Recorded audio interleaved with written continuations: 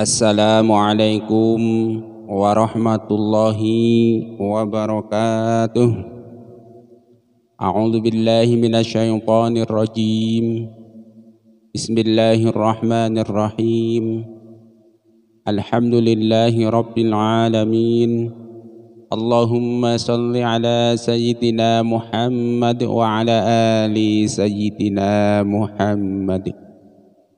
Rabbi shrah li sadri wa yassir li amri wahlul 'uqdatam min lisani yafqahu qawli. Wa qala Rasulullah sallallahu alaihi wasallam, nabdarallahu imra'an sami'a minna haditsan fahafidhahu hatta yuballighahu ghairahu. Semoga Allah menjadikan wajah orang-orang yang mendengar hadis dari Rasulullah kemudian menjaganya lalu menyampaikannya kepada orang lain, Allah jadikan wajahnya berseri-seri baik di dunia maupun di akhirat, dan di akhirat berseri-seri karena melihat keagungan-Mu ya Allah, karena mendapatkan banyak nikmat dari-Mu baik di dunia maupun di akhirat. Allahumma amin. Pemirsa sekalian, marilah kita sama-sama melanjutkan membaca hadis kitab Mukhtasar Shahih Bukhari Muslim karangan Imam Suyuti. Pada pagi hari ini kita akan membaca hadis nomor 31. Qala Rasulullah sallallahu alaihi wasallam, idza aslama al-'abdu fahasuna islamuhu yukaffirullahu anhu kulla sayyi'atin kana zalafaha. Wa kana ba'du dzalikal qisas al-hasanatu bi asyri amsalha ila 700 dhi'fin wa sayyi'atu bi misliha illa ayyatajawazallahu anha. Akhrajahul Bukhari wa Nasa'i an Abi Sa'id. Artinya, hadis nomor 31, jika seorang hamba masuk Islam, kemudian bagus Islamnya, maka Allah akan menghapus segala kesalahan yang pernah dilakukan. Setelah itu maka ada qisas, yaitu setiap kebaikan dibalas 10 kali lipat sampai 700 kali lipat, sedangkan kejahatan dibalas dengan balasan semisal, terkecuali jika Allah memaafkannya. Hadis riwayat Bukhari, Nasa'i dari Abi Sa'id. Status hadis ini sahih. Hadis ini juga bisa Anda baca dalam kitab Al-Jami'us Shaghir karangan Imam Suyuti hadis nomor 438 dan dalam kitab Shahih Bukhari hadis nomor 41. Keterangan singkat. Jika seorang hamba masuk Islam, maka segala kesalahan yang pernah dilakukannya diampuni dan segala kebaikan yang pernah dikerjakannya akan diberi hadiah oleh Allah Subhanahu wa ta'ala. Sedangkan jika dia meninggal dalam keadaan kafir, maka segala amal kebaikannya tidak ada nilainya dan segala amal keburukannya akan memperberat siksa mereka. Nah, hadis Rasulullah sallallahu alaihi wasallam ini menjelaskan kepada kita. Ini ada orang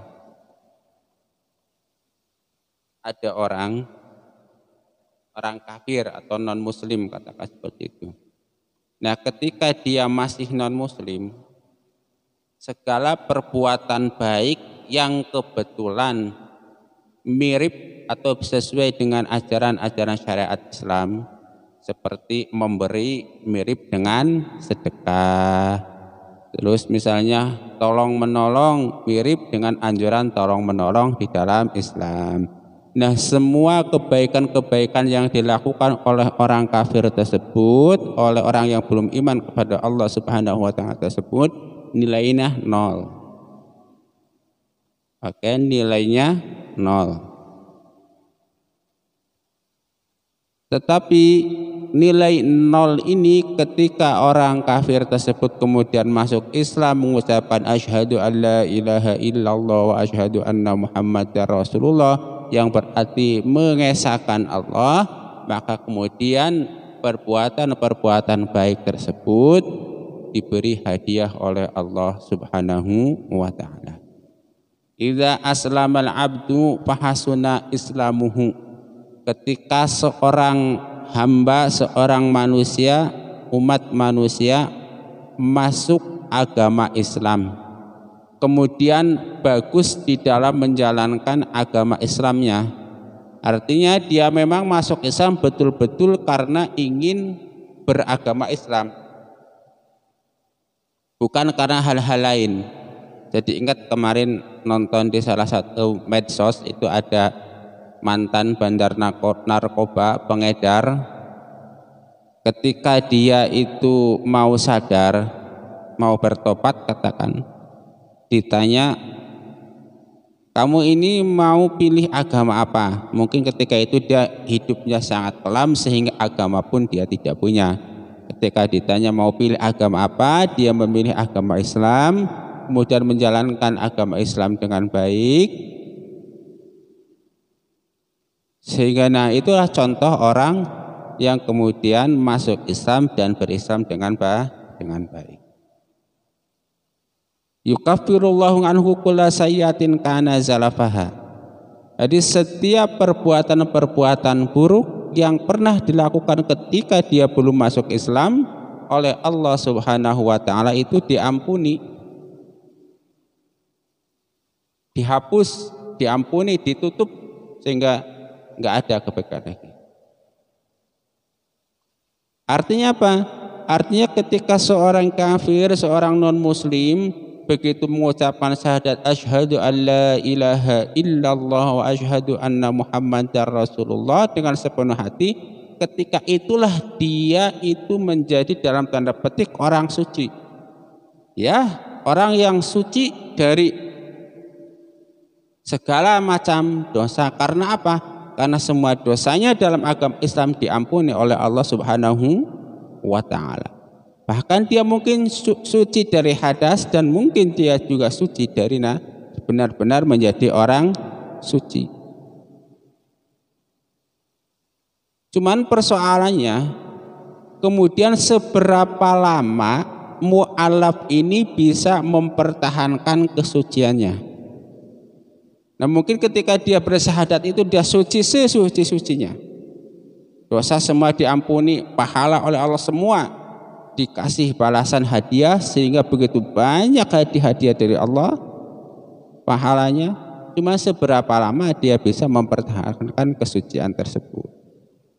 Nah oleh karena itu untuk membantu para mu'alaf mempertahankan kesuciannya sehingga status dia selain satu sebagai mu'alaf juga status dia sebagai dalam tanda petik orang suci tetap terpelihara, maka dalam Islam itu ada satu konsep orang mu'alaf berhak menerima zakat.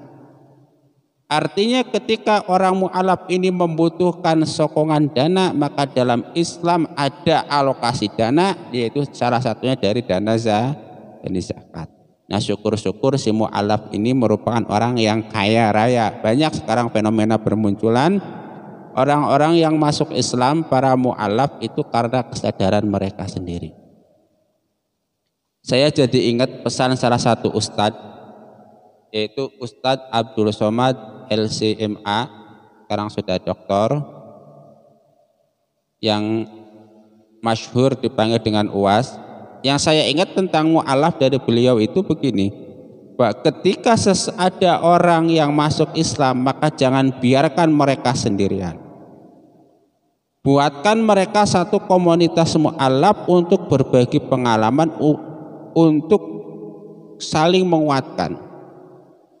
Sehingga kenapa orang yang baru masuk Islam itu disebut mu'alaf? Mu'alaf itu secara bahasa orang yang terus dibujuk hatinya supaya dia tetap istiqomah di dalam Islam.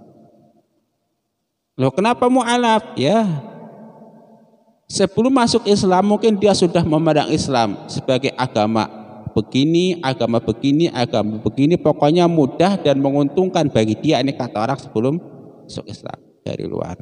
Tetapi begitu dia sudah menekadkan diri masuk agama Islam, mengucapkan syahadat, masuk nih ke dalam rumah agama Islam, maka ada mungkin sebagian orang yang kemudian berubah pikiran. Kenapa? Oh iya, dulu kelihatannya mudah kok ternyata susah, kata dia. Oh dulu kelihatannya menguntungkan, wah ternyata merugikan. Oh dulu, nah ini kata dia nih, bisa jadi pikiran-pikiran mereka berubah.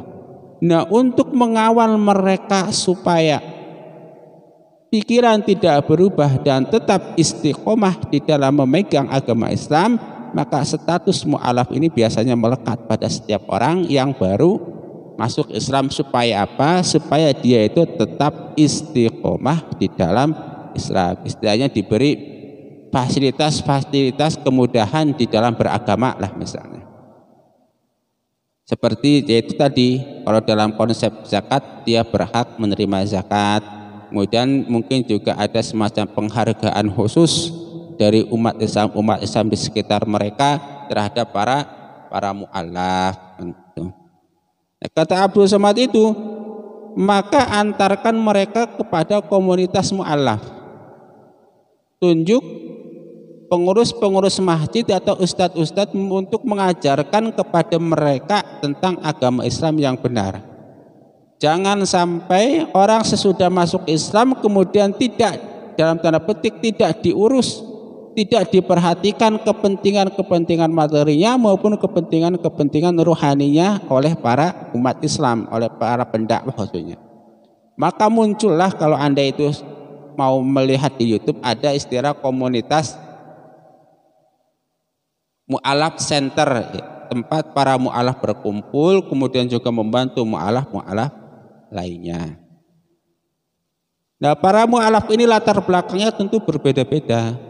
Ada yang latar belakangnya doktor, ada yang latar belakangnya rektor, sehingga sebelum mereka masuk Islam sudah mempelajari Islam begitu banyak, sehingga tahu banyak tentang Islam, sehingga ketika mereka masuk Islam jadi mu'alaf, statusnya sebagai dalam tanda petik orang suci, kemudian mereka itu mulai meniti atau memperjuangkan agama Islam dengan menjadi seorang ustadz. Keliling Indonesia banyaklah contoh-contoh mu'alaf yang kemudian viral menjadi ustadz, seperti misalnya Ustadz Yahya Waloni, ada Ustadz Felix Yao, ada kalau nggak salah nih Koko Lim, juga ustadz-ustadz lain yang awalnya itu dia non muslim, awalnya kafir kemudian masuk Islam menjadi mu'alaf. Nah lalu kenapa banyak fenomena bermunculan mu'alaf baru di seluruh dunia, khususnya di Indonesia gitu kan. Contoh kasus yang banyak yang masih saya ingat itu ketika Ustadz Fadlan Garamatan kalau nggak salah ya, mengislamkan sangat banyak orang-orang Papua gitu kan. Itu contoh latar belakang yang berbeda orang yang masuk Islam. Kemudian saya juga ingat kata-kata Gus Baha gitu kan. Yang saya ingat tentang mu'alaf itu salah satunya bahwa banyak orang-orang yang masuk Islam itu awalnya mereka adalah tokoh-tokoh agama lain. Setelah mereka memperdalami agama lain, ternyata pada akhirnya mereka menentukan pilihan bahwa agama Islamlah yang menurut mu'alaf tersebut itu benar. Kitabnya otentik, asli, bersanad hingga sampai kepada Nabi Rasulullah Shallallahu Alaihi Wasallam. Tetapi sebaliknya banyak orang-orang Islam yang kemudian murtad itu kebanyakan karena mereka kurang paham tentang agama Islam. Indikasinya apa? Awalnya dia itu bukan ustadz misalnya, bukan keluaran pesantren dan lain-lain lah. Kita lanjutkan, idza aslamal abdu fahasuna islamuhu yukaffirullahu anhu kulla sayyi'atin kanat zalafaha. Itu kelebihannya itu. Makanya kita itu jangan menyepelekan orang-orang Islam, orang-orang non muslim atau orang-orang kafir itu. Karena apa? Karena begitu dia mengucapkan 2 kalimat syahadat, maka otomatis dia menjadi orang suci baru begitu kan. Sehingga kemudian setelah itu kita harus membantu mereka mempertahankan kesuciannya di dalam menjalankan syariat-syariat Islam. Fahasuna islamuhu. Karena apa? Karena banyak sekali orang-orang yang masuk Islam itu dari nol, istilahnya dia itu masih kurang. Mungkin secara global dia tahu apa itu Islam, tetapi secara rinci dia belum memahami ajaran-ajaran Islam. Tentang tata cara wudunya dia belum kenal, tata cara bersucinya dia belum kenal, maka akan lebih baik kalau kita bantu. Terus kita lanjutkan, setelah dia masuk Islam tuh gimana? Wa kana ba'da dzalikal qisas. Nah, setelah dia masuk Islam tentu statusnya itu sama seperti orang Islam lainnya, itu sebagai mukallaf, berlaku hukum. Jika dia berbuat baik maka dibalas 10 kali lipat sehingga 700 kali lipat. Nah, kalau dia berbuat buruk, berbuat kejahatan, maka balasan dari Allah adalah kejahatan atau satu, atau Allah ampuni perbuatan buruknya tersebut. Jelas ya. Jadi setiap orang Islam itu jika melakukan kebaikan maka berpotensi mendapatkan pahala 10 sampai 700, dan jika berbuat keburukan maka balasannya hanya satu atau akan diampuni oleh Allah Subhanahu wa taala. Sudah jelas ya.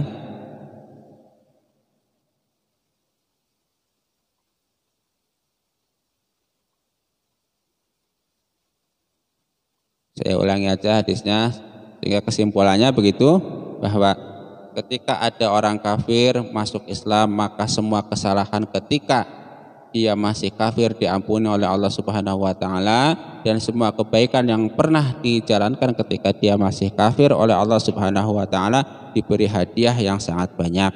Dan status dia ketika masuk Islam itu ada dalam kondisi sebagai dalam tanda petik orang suci. Suci dari apa? Dari dosa-dosa yang pernah dilaksanakan karena diampuni oleh Allah Subhanahu wa taala. Dan kita sebagai orang-orang Islam seharusnya membantu para orang suci tersebut, yaitu mu'alaf, untuk tetap menjaga kondisi kesuciannya dengan cara memberikan pemahaman Islam yang benar, kemudian juga memberi dukungan materi maupun non materi. Allahumma inna nas'aluka ilman nafi'a wa rizqan thayyiba wa amalan mutaqabbala. Allahumma inna na'udzubika min ilmin la yanfa wa amalin la yurfa wa du'ain la yusma. Rabbana taqabbal minna innaka antas sami'ul alim wa tub alaina innaka antat tawwabur rahim. Subhana rabbika rabbil izzati amma yasifun wa salamun alal mursalin walhamdulillahi rabbil alamin. Subhanakallahumma wa bihamdika asyhadu an la ilaha illa anta astaghfiruka wa atubu ilaik. Wal 'afwa minkum. Wassalamu alaikum warahmatullahi wabarakatuh.